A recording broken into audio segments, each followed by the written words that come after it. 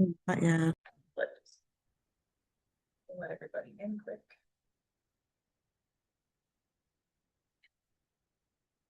Wait one more minute.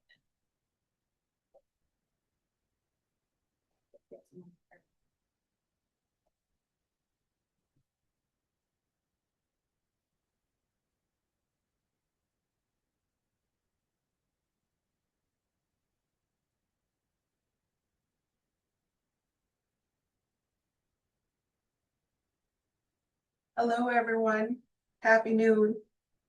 I'm Stephanie Boucher with the Statewide Elections Committee.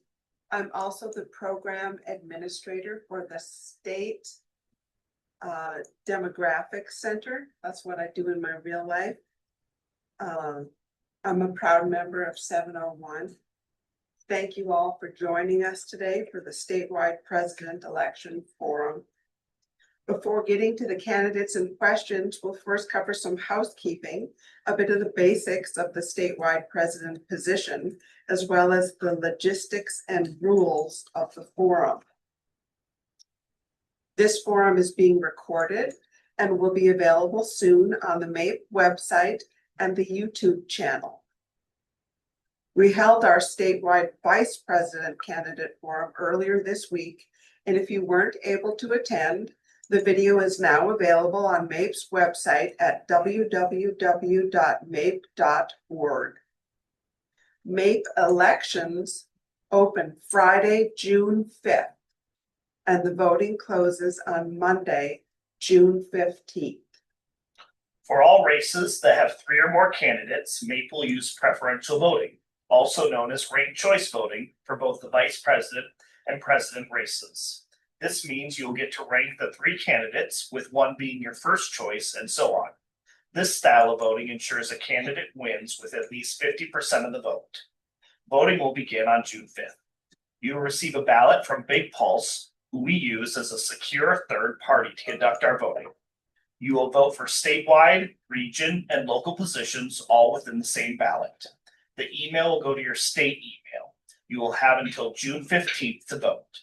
Results will be posted on the MAPE website on June 23rd. All right. It is now time to begin the statewide president election forum. A little bit about the president's position according to the MAPE's bylaws. The president shall be a lost time position with provision to guarantee no loss of accrual or benefits. The president shall serve as the as the chair of the executive committee, the board of directors, and the delegate assembly.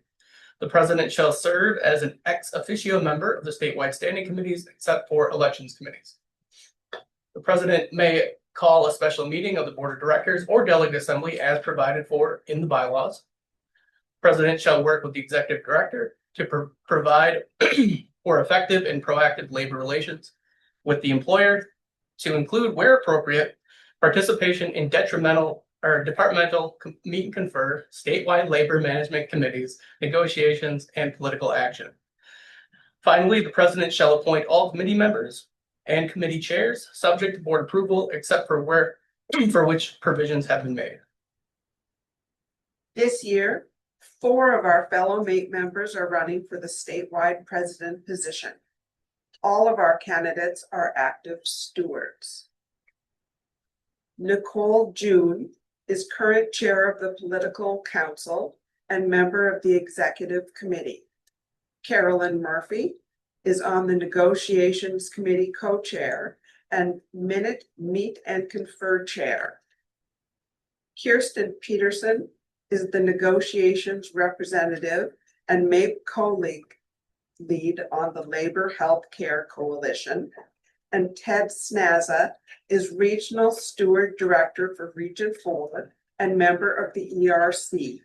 Ted is unable to attend today's session, but encourages members to email him with questions, and he will answer as he is able to. This is your opportunity to ask them questions. You can submit questions in the Q&A box at the bottom of your Zoom screen. If we run out of time to answer all questions, you can also email the candidates directly. Each candidate will have 2 minutes for opening and closing statements, as well as to answer each question. You'll get a 10-second warning before your time is up. When your time is up, your microphone will be muted. Candidates will wait until they are prompted to unmute and show their video. Only one candidate will have their video and microphone on at one time. Here's a reminder that all candidates should conduct their campaigns in a manner that promotes the welfare of MAPE in a respectful manner. The statewide elections committee members consist of myself, Stephanie Boucher, Kathleen Cotter, Sten Wall, Brian Ham, and Kevin Schneider. A special thank you go to the members of the statewide elections committee. Kathleen Cotter is our timekeeper today, and Suzanne will be fielding member questions. We're now looking forward to having all 3 candidates introduce themselves to you and explain why they would like to serve as MAPE's statewide president. Let's get started. We're going to turn now to the introductory statements where we can learn more about the candidates and their plans for our union. We have randomly selected the order: Nicole, Carolyn, and then Kirsten for the opening statements, and then we will rotate that as we go. So Carolyn, Kirsten, and Nicole will be answered the order for the next thing, and so on and so forth. Welcome, Nicole. You have 2 minutes for your opening statement. Great. Good afternoon, everyone. My name is Nicole, she, her. I'm running for MAPE statewide president because I believe strongly in the power of organized people to make change. As a 4th-generation union member raised in Wisconsin, I learned early on the importance of being active in my community. My family saw firsthand what happens when anti-labor legislatures are elected. In 2011, I fought back when a century worth of workers' rights were reversed in mere months. I organized rallies, directed walkouts across 26 campuses, and campaigned for recall elections. That experience instilled in me the vigilance and passion needed to maintain and advance the worker protections that we hold dear here in Minnesota. After my nonprofit job was eliminated without notice, I became a state worker, joining MAPE on day 1. I started at MDH in Local 601, and I currently work as the DHS Legislative Coordinator in 2101. I've been a leader and a negotiator on the Paid Parental Leave campaign, 2101 Vice President, MAPE PAC Vice Chair, and I currently serve as a steward and chair of the MAPE Political Council. In my conversations with workers around the state, I hear that people care deeply about wages that keep up with rising costs, healthcare that is accessible and affordable, workplace flexibility, and respect for public service. MAPE needs a leader who is ready to fight day 1 for these issues that members care about, with our agencies, in contract negotiations at the legislature, and with our new governor. I am ready to listen and to lead, and I ask for you to join me in making MAPE a stronger union. My vision for MAPE is rooted in my values of collaboration, integrity, courage, and joy. 10 seconds. Please join me and visit my website at nicoleformape.com to learn more about MAPE, moving MAPE forward together. Thank you. Next up is Carolyn. Carolyn, you also have 2 minutes for your opening statement. All right, thank you so much. Well, good afternoon, everyone. Thank you so much for joining today. I am Carolyn Murphy, and I have served 11 consecutive years with this union. I'm a former local vice president. I've also sat on the board of directors. I've served for 3 rounds of negotiations, and I've actually chaired 2 of those rounds. I am your current co-chair for negotiations, and I'm also a current chair for Minutes Meet to Confer. And throughout the 11 years of service to this union, I have also been a steward. So I hope that this attests to the love I have for this union. So I am here for a stronger, more united MAPE for all.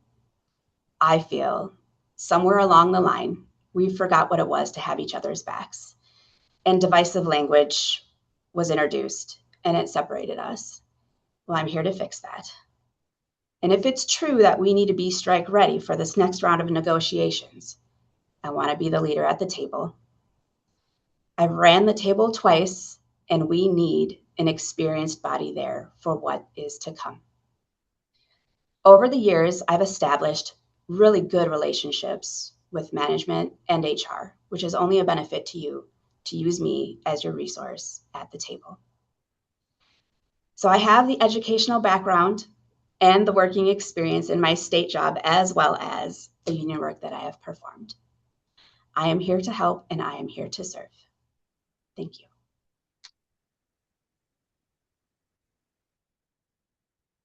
Kirsten, you now have 2 minutes for your opening statement. Thank you. Being part of MAPE has always meant being part of something bigger than myself. I got my start in rural Minnesota nearly 10 years ago, and since then, I've worked alongside members in every corner of our state. I felt the same pressures that many of you feel: rising healthcare costs, wages falling behind, and growing attacks on public workers. But we don't have to accept that. We can organize and we can fight for something better. I've seen the complexity of our work and our commitment to serving Minnesotans. The services we provide are essential, and nothing functions in Minnesota without the public servants who make it happen. Our employer understands that too. My name is Kirsten Peterson, and I am asking for your vote for MAPE statewide president because I believe our union is ready to face what comes next head on. We'll need a leader with experience, both leading and averting large-scale strikes. At the Department of Health, I investigate health insurance companies and hold them accountable to our laws. In MAPE, I've served as a negotiator, I've served as a healthcare negotiator, I've been a meet and confer chair, an organizing council member, and a regional steward director. I also worked for the Minnesota Nurses Association as a campaign lead and a lead negotiator during their historic 2022 nurses strike. That experience taught me what a president's role should be in a fighting union: bringing people together, especially those who don't always agree, maintaining discipline at the bargaining table, supporting leaders, and making sure that we have the resources we need to win. I've led teams to secure double-digit wage increases, free mental health care, safer workplaces, and strong accountability from management. Because in a union, no one achieves anything alone. Our union is the backbone of this state. It's time our employer recognizes the value of our work.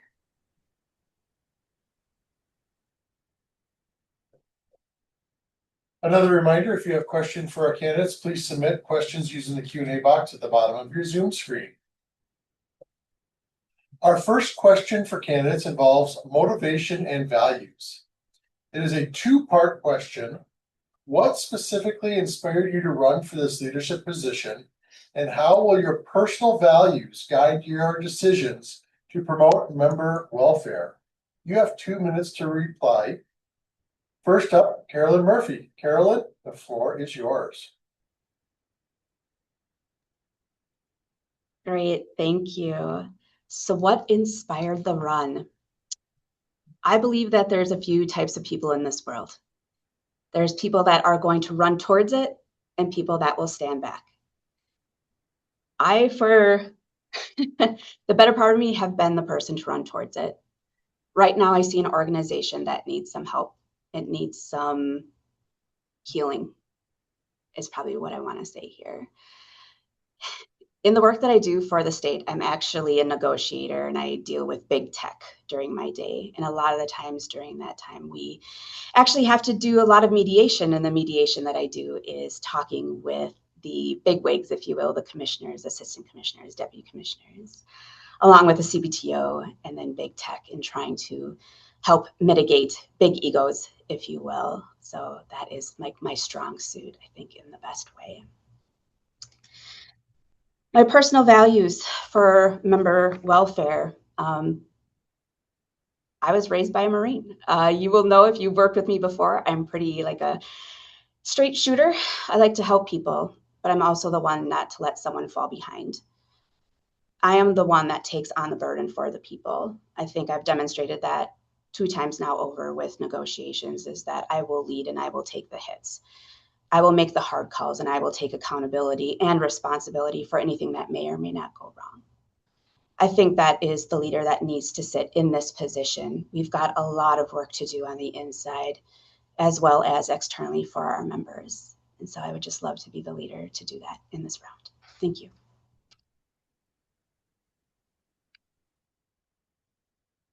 Next up will be Kirsten Peterson. Kirsten, the microphone is yours.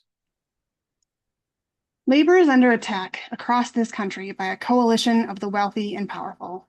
Healthcare executives, lobbying firms, and ambitious politicians work together to undercut our power and strip us of our rights and hard-won victories.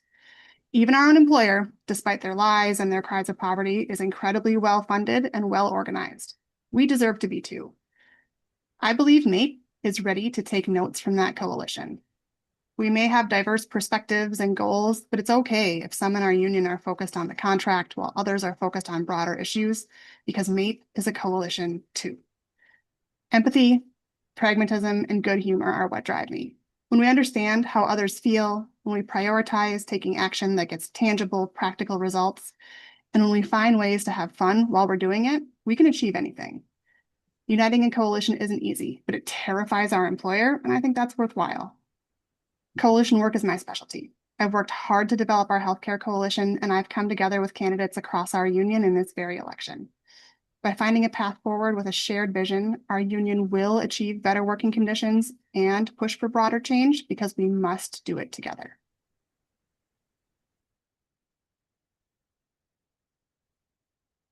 Our third candidate will be Nicole June.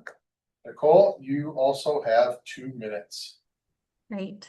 Thank you so much for this question. I am where I am today because of the labor movement. Union jobs for my family allowed me to become a first-generation college graduate and gave the ability for my family to thrive.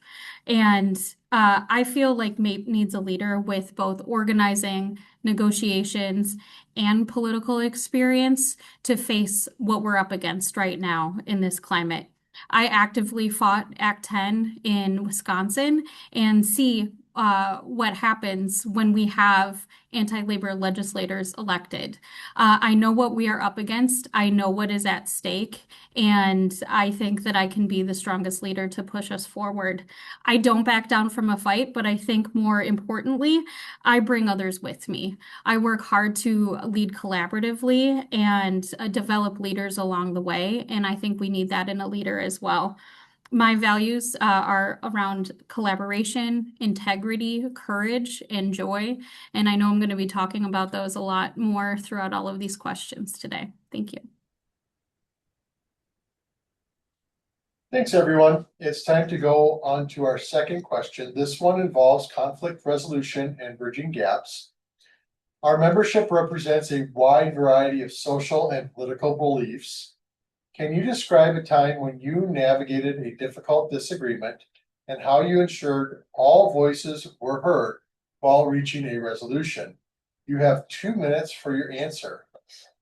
Kirsten, this time you're first. The microphone is all yours. Thank you. Like I said earlier, coalition work is my specialty, and that means navigating a lot of conflict and driving diverse groups with disparate interests away from infighting and towards shared goals. One of my very first tasks when I started working for the nurses was to help a group of nurses who were against vaccine mandates organize a picket.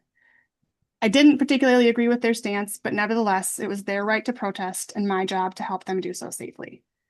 In moments where we disagree, it's important for leaders to show sincere curiosity about opposing viewpoints. Tense moments are not the time for strong-arming or grandstanding.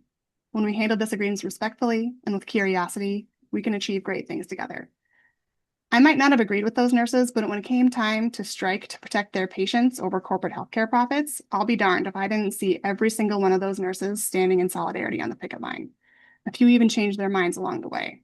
But regardless, they had one shared goal: unite despite their differences and fight for better wages, working conditions, and workplace safety. Our employer loves it when we fight internally, and they are terrified when we unite against them.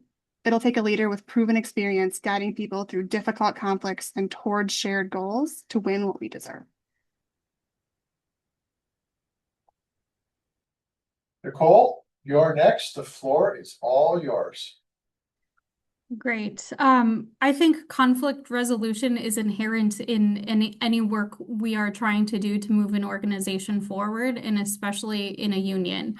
I always say that without friction, we don't have movement. It's how we work with that and how we use it to push us forward.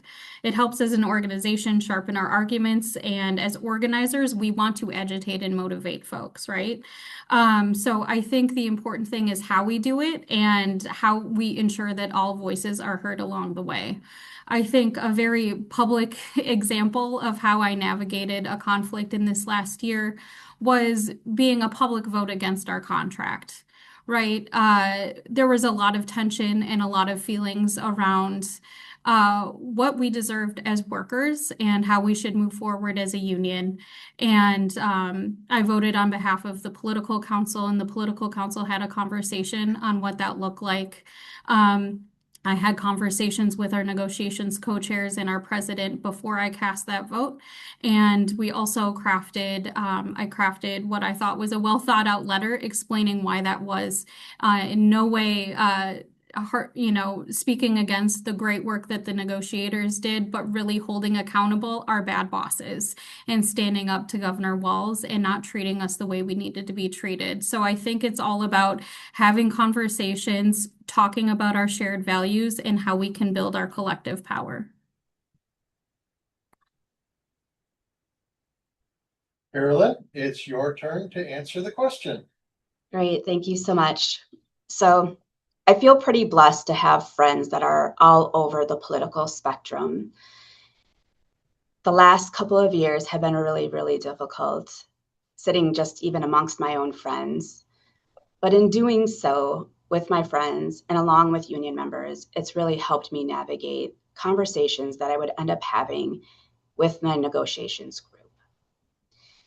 Negotiations is the second largest union body of elected officials, along with the at-large appointments.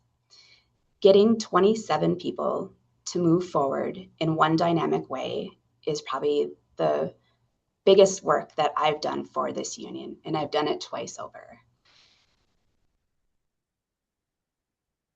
I feel that in that space, we need to allow for discussion and healthy debate. I've allowed my negotiators to really give feedback in an instant time, in real time. And if you are not prepared for that, it will feel like an attack. But being able to let them perform in that way led us to some of the best proposals we've had and some of the best tactical moves that we've had at the table to date. I believe that we solve problems in the room when we have a diverse body of voices. And so I welcome all people to my table and all people back into this union because I need to hear you so we can solve our own problems. Democracy must prevail, and I will uphold that standard and protect the integrity of this union by doing so. Thank you. It's time for our third member question. This time the topic is representational equity. How would you ensure your decisions reflect the diverse needs of members in both the metro area and greater Minnesota, particularly regarding equity and workplace flexibility? You each have 2 minutes to respond. Nicole, you're first. Take it away.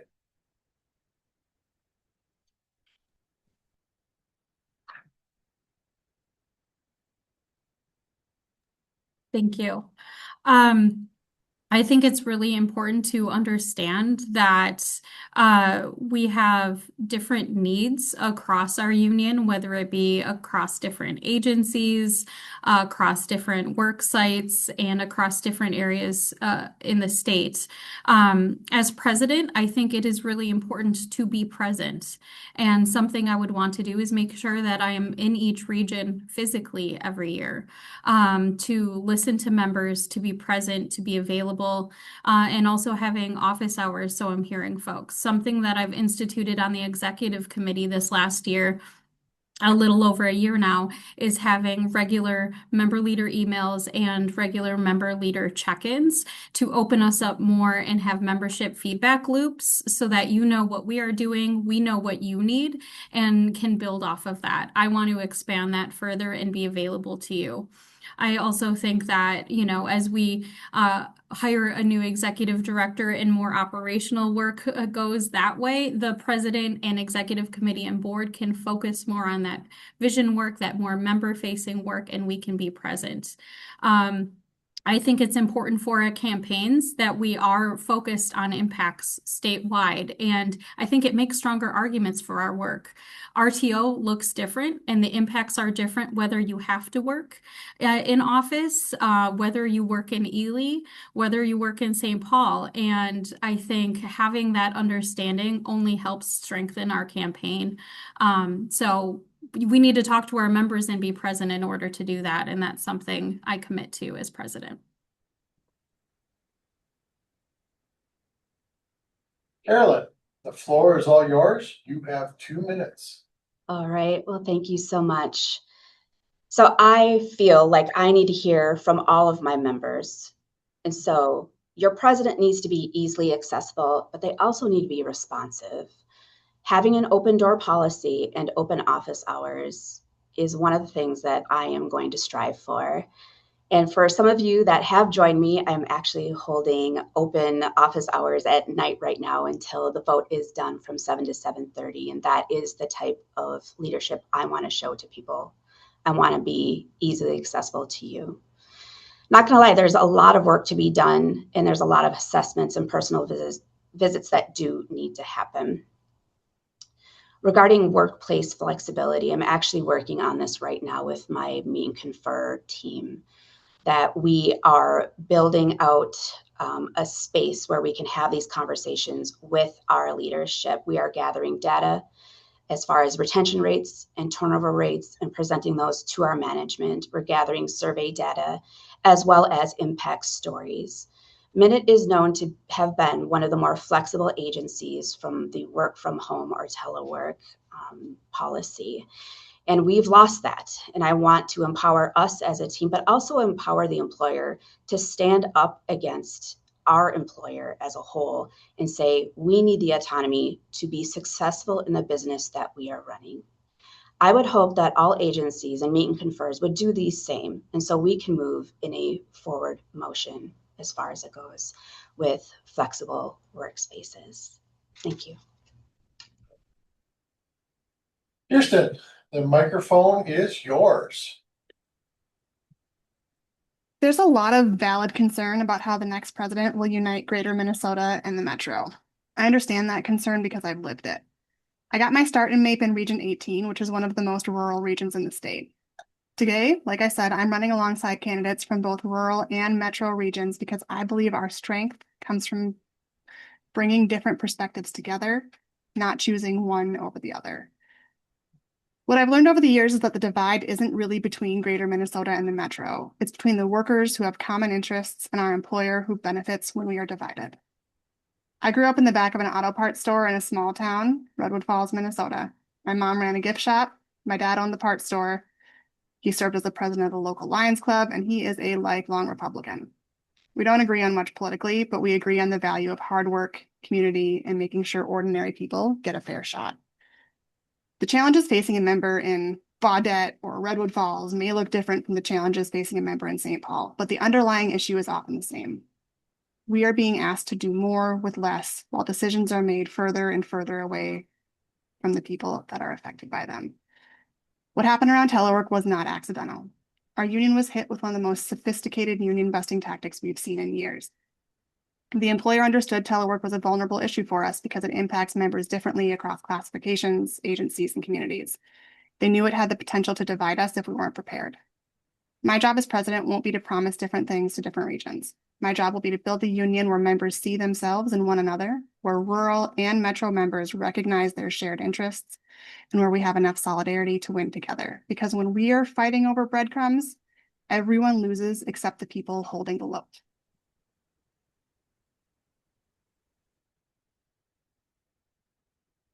It's time for member question number 4. This one involves strategic leadership. As chair of the board and executive committee, how do you intend to balance the board's policy-making authority with the day-to-day operational partnership with the executive director? Carolyn, you'll be first this time. The floor is yours. I'm so sorry. Could you repeat that for me? Absolutely. Thank you. As the chair of the board and executive committee, how do you intend to balance the board's policy-making authority with the day-to-day operational partnership with the executive director?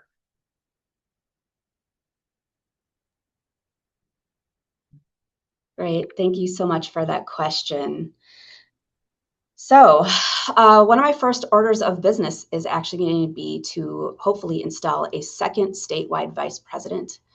They will not need to have the regional steward director qualification. As you know, we have a lot of work to do, and it's going to be an all hands on deck type of approach.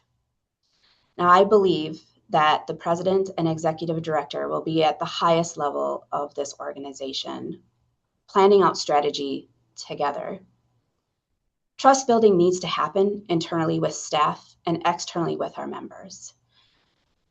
Both the executive director and myself are going to have to figure out how to build out our coalition support, that being with other public sector unions and within our own personal communities. We'll also have to figure out how to build out our organization to have robust groups and robust committees energized to do that work. And we're also going to have to grow out our political arm, which is being attended to at this moment. We've made great strides in that area. And I want to continue to be a threat on the Hill, so when we show up and we speak, they listen. So some of the duties that the former president did take on are some of those duties that I would love to see a second vice president, assist in taking on, and that will help balance the workload of the presidential spot. When we get the executive director in, it's going to be kind of new for us again, right? And we're going to have to figure out kind of who manages what. And I have a really good idea about how that's going to be achieved, just so the president can work for you at the highest level and actually perform and produce the body of work that this 10 seconds. is. Thank you. Next up is Kirsten. Your microphone can be turned on. Thank you.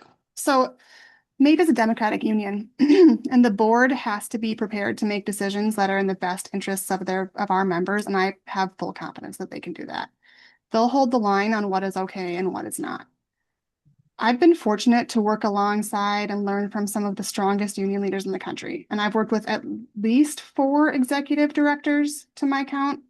I've been lucky to learn from them, and I've taught them a thing or two about being a member along the way.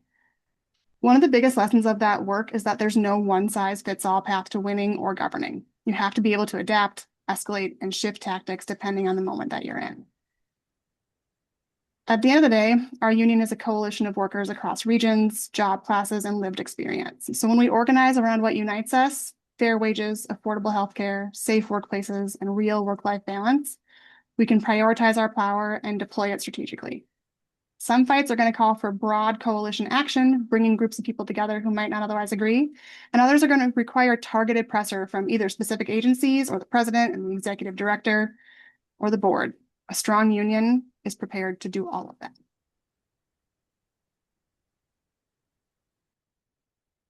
Nicole, it's your turn to answer question 4. Great.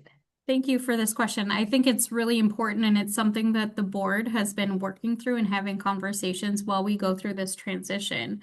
At the base, the board is really in charge of governance and vision and membership focusing. And once we have an executive director come on board, then there's more opportunity for them to take more of a role in helping support our staff, developing our staff, and working on the operationalizing of our work, right? I think it's going to be very important for the president and executive director to form a strong relationship and be rooted in transparency and democracy and understanding the roles. The board right now is working on drafting up clear position descriptions for the president and vice president roles. At the same time, we're building the executive director role, so there is that clarity and purpose. I think there's also times for those two roles to come together in partnership, specifically on what I helped institute on the executive committee too for a buddy system. So when we're having big meetings with the legislature, with MMB, with others, we have staff and MAPE leadership complements together so that we can use our skill sets and our understanding and intuition all in the ways that better benefit MAPE. I've been an executive director of a large organization before. I know how it works to work with a board, and I know what I appreciate about my board chairs in the past, and I hope to be that for the next executive director in forming that close relationship so that we can move our organization forward. It's time for question 5. Union priorities is the topic of this question. As a voting member of the executive team, what are the top 2 or 3 critical issues you believe the union must tackle in the next 2 years? You each have 2 minutes to respond. Kirsten, we'd like to hear from you first.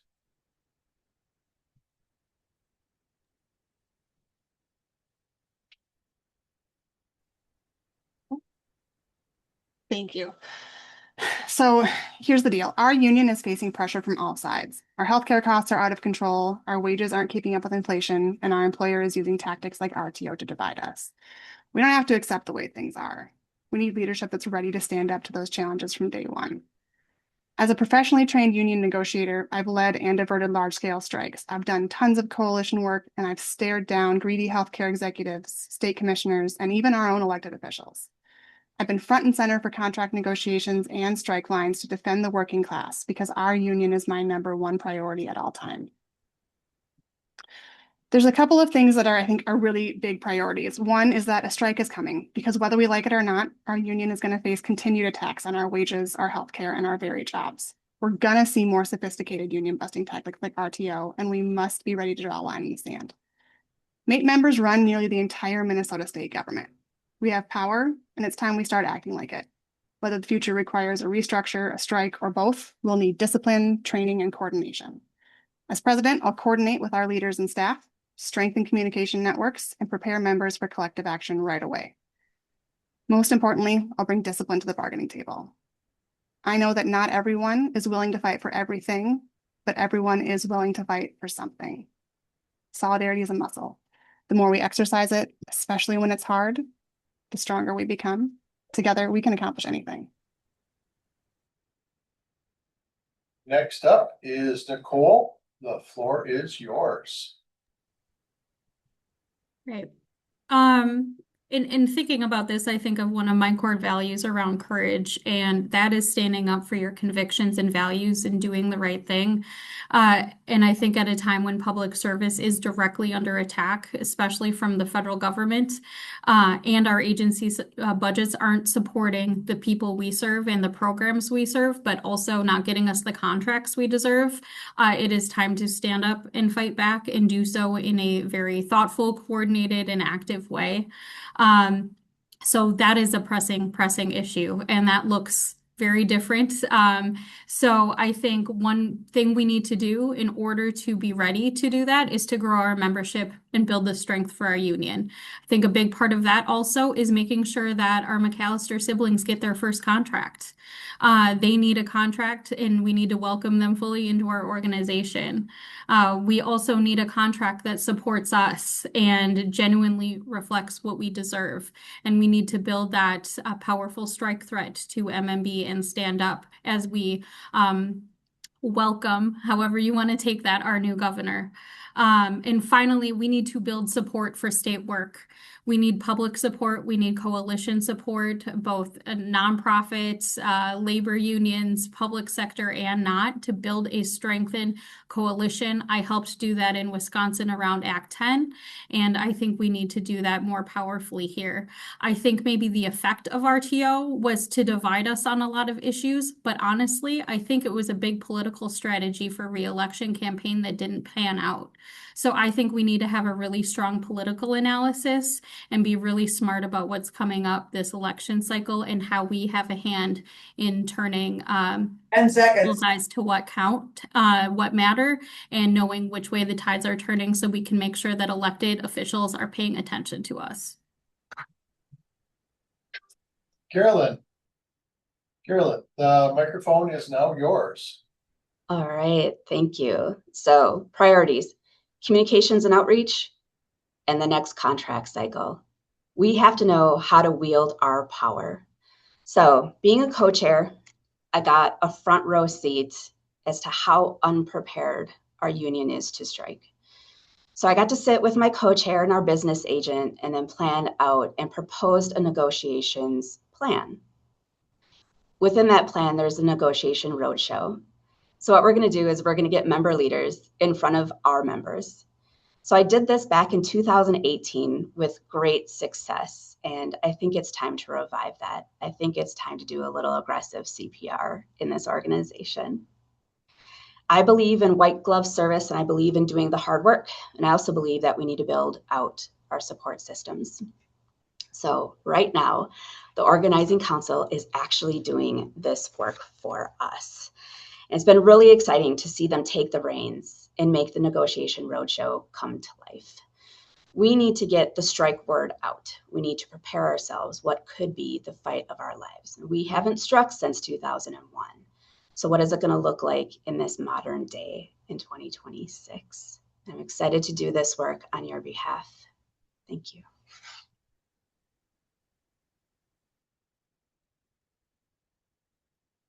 Member question number 6, you'll each have 2 minutes to respond. This time we'll go to a question from the Q&A section. The question is, looks like it's a two-parter. What's your approach to leadership development? What do you look for in leaders and how do you recruit them and set them up for success? Nicole, you're up first. Great. So I said at the start, I believe strongly in the power of organized people to create change. I think in MAPE, this means that our collective action as workers builds our power as workers, and that's how we move the needle for a better state enterprise and a better Minnesota. So this happens internally through intentional leadership development in our union, building worker power through education and activation, and building community spaces for joy to celebrate our work, our members in our communities, doing mutual aid work, and getting people excited about being a member of MAPE. I think collective action doesn't happen in a vacuum. We need engaged members and leaders who are dedicated to integrity, transparency, and collaboration. I've worked hard to develop leaders in positions throughout MAPE, internally recruiting on local and statewide levels and for public office. I think that is very important. We need more MAPE members running for elected office everywhere across Minnesota. So we need people, so many people get involved because they're asked. We need to ask more people to get involved, and we need to strengthen more intentional approaches to invite members in. We need to have exciting campaigns that speak to their interests and allow them to do the work that they care about. I've dedicated myself to improving the systems, but we also need to make sure that MAPE is reflective of them and give them pathways to do things that they care about. Look at the wonderful work that 32-hour work week campaign did. I think having more opportunities for people to do things that they care about and giving them pathways to organize will help our leadership development. Thank you. Carolyn, it's your turn. Go ahead and turn your microphone and video on. Great, thank you so much. So my answer is get to know your people. Being a dynamic leader of negotiations for 2 cycles was just that. You get to know your people. You want to know what their interests are. You want to know what makes them actually tick inside, because that is where we find our joy and that is where we find our strength. So when I first came a member, I wasn't very politically involved. I didn't really understand how politics played a part in union. And quite frankly, it was volunteerism and pizza that got me enticed in actually doing the work for this union. So the big questions I ask to people are, where do you see yourself in this union? And then if that space doesn't exist, I build that space for them to exist. I think it would be really fun to have like an events planning space for people just to get them in the door, or volunteerism just to get them in the door.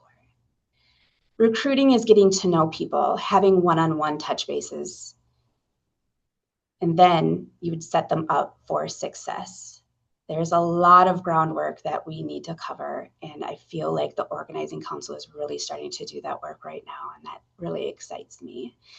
But there's so many more touch bases that we can do just individually, one-on-one, talking with our coworkers, understanding who they are, inviting them out to an event or inviting them to a general meeting if we're having it in person, or even online, sharing a link.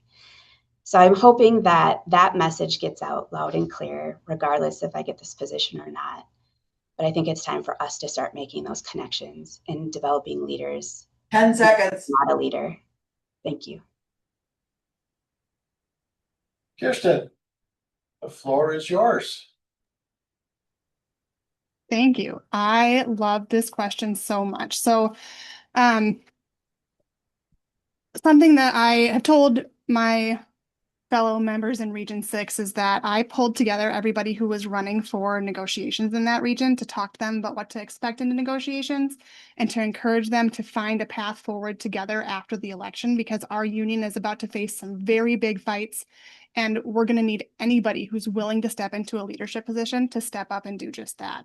When it comes to recruiting leaders and setting them up for success, the first and most important thing that I always do is I take advice from those who are doing the work. I don't believe in making decisions for people that don't make sense to them, and I believe in meeting members where they are at with the capacity that they have. People will find ways to get more involved as it makes sense to them, but the first and most important thing that we can do is plug them in where they are most passionate. I've said it before and I'll say it again. Our union is a coalition, and our strength comes from our ability to pull people together with diverse interests and encourage them to get involved in the things that they care about most. I am so proud of our union, and I cannot wait to see what comes next. One of the things that I noticed from our last contract campaign was that nearly 1,800 members voted no. When I went around to all of the regions, most of the regions, to talk to people about that campaign, I encouraged them that if you're going to vote no, make that no vote count and show us that you're ready for what comes next. 1,800 people voted no. That's nearly 10% of our union. In my experience leading and averting large-scale strikes, that is more than enough people to pull off a strong strike or avoid it entirely.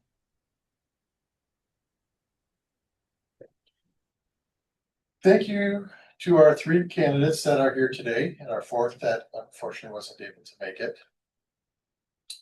It is now going to be time for our closing statements. They'll each have 2 minutes for this. We're going to reverse the order from the opening statement. So that means, Kirsten, you're going to be first. Kirsten, the floor is yours. Thank you. I've talked about the challenges that our union must face.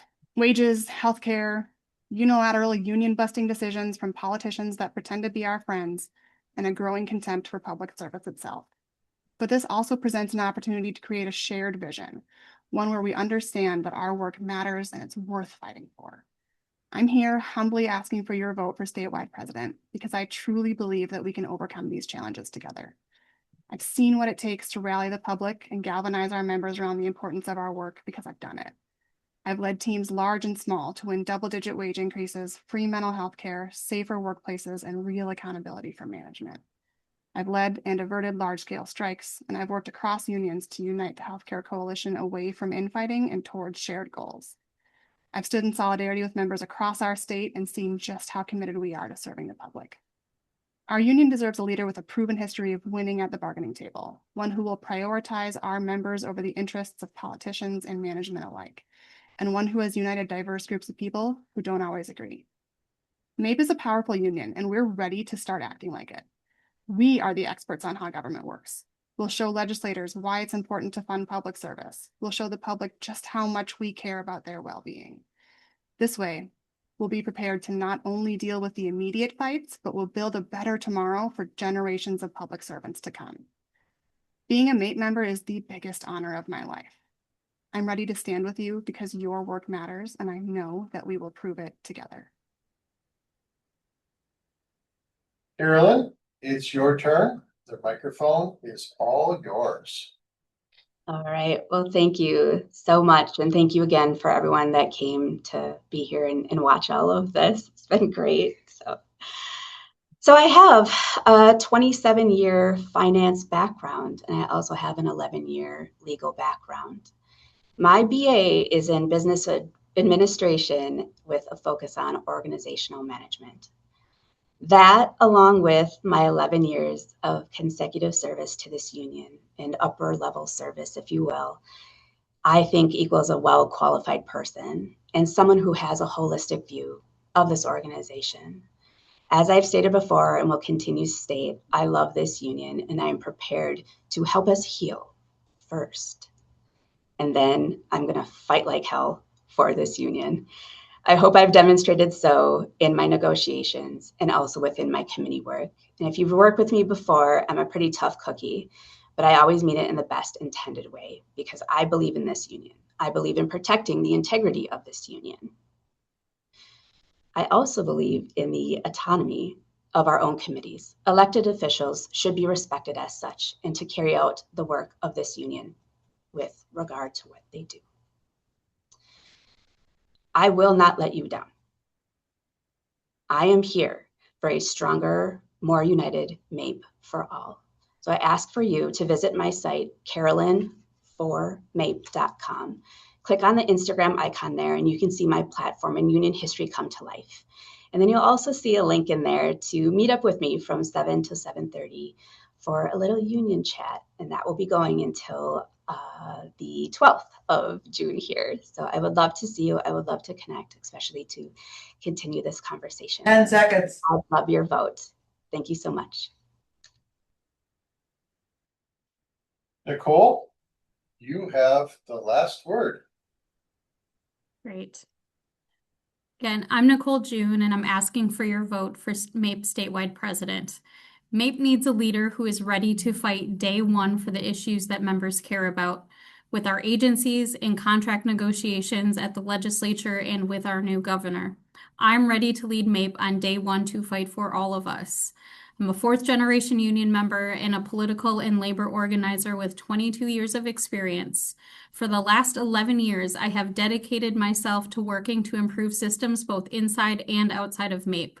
I have experience in every area of our work: negotiations, organizing, leadership development, maintaining relations with elected leaders and holding them accountable, and building an overall strategy for success. Above all else, though, I will listen and lead collaboratively to build this union with you. Power with, not power over. I want to lead with my values of collaboration, integrity, courage, and joy. The strength of our union is our membership. I will work collaboratively with our leaders across the state to ensure members are heard and supported. As president, I will work to build trust in our members through consistency in action, transparency in decision-making, equity in mindset, and fairness in process. Courage is standing up for your convictions and values and doing the right thing. At a time when public service is under attack, we need to have the courage to stand up and fight back. At the end of the day, we need to remember that we don't live to work, we work to live. We need to create space for joy, and that includes in our union. I'm ready to listen and to lead, and I need you all to join me in making MAPE a stronger union. Please visit my website, nicoleformape.com, to read about my ideas, and even more importantly, read the testimonials from people who have worked with me across the last 11 years in MAPE, both members and associate members. Nothing I've accomplished has been alone. I'd be honored for the opportunity to make MAPE even stronger alongside with you. Thank you. This wraps up MAPE's statewide president election forum. A big thank you to Nicole, Carolyn, and Kirsten for participating today. And thanks also to all of you who watched the forum and sent in questions. MAPE elections take place beginning tomorrow, Friday, June 5th, through June 15th. So make sure you vote for the candidate who impressed you the most today for the statewide president position. Also on the ballot will be the statewide president, negotiations representatives, delegates for delegate assembly, and contested local races. Thanks again for watching today's election forum, and thank you for all you do for Minnesota and MAPE. Have a good rest of your afternoon.